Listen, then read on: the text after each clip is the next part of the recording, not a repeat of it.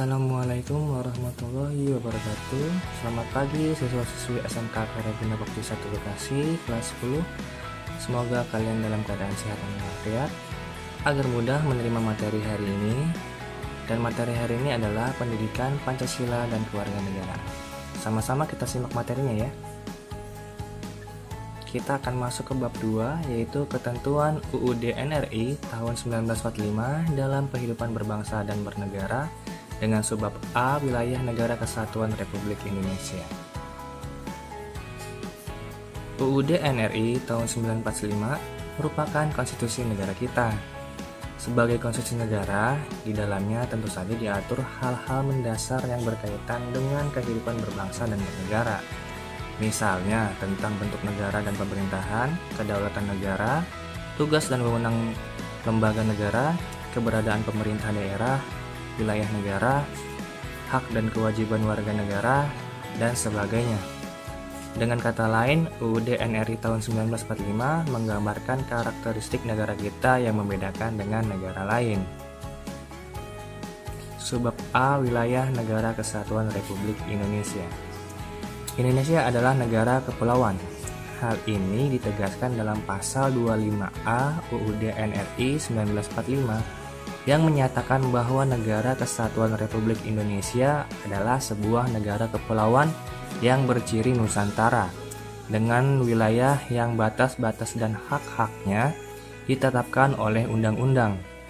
Adanya ketentuan ini dimaksudkan untuk mengukuhkan kedaulatan wilayah NKRI.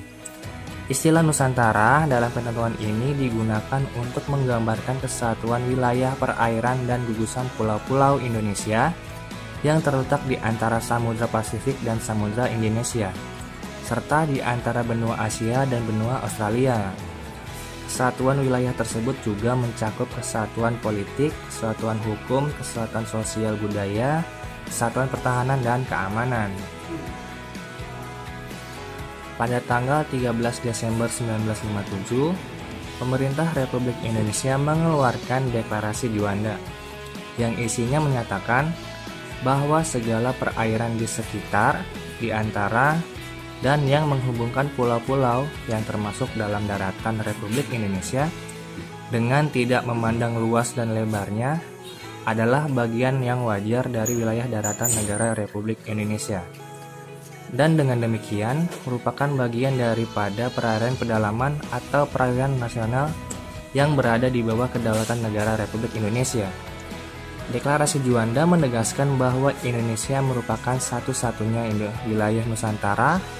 Laut bukan lagi pemisah, tapi sebagai pemersatu bangsa Indonesia. Berdasarkan deklarasi ini, Republik Indonesia menganut konsep negara kepulauan yang berciri Nusantara. Konsep itu kemudian diakui dalam Konvensi Laut PBB 1982 yang ditandatangani di Montego Bay, Jamaika tahun 1982. Sesuai dengan hukum laut internasional yang telah disepakati oleh PBB tahun 1982, berikut adalah gambar pembagian wilayah laut menurut hukum Konvensi Laut PBB. Berdasarkan gambar di atas, maka wilayah laut Indonesia dapat dibedakan menjadi 3 macam. Yang A, zona laut teritorial, B, zona landas kontinen, dan C, zona eksklusif ekonomi.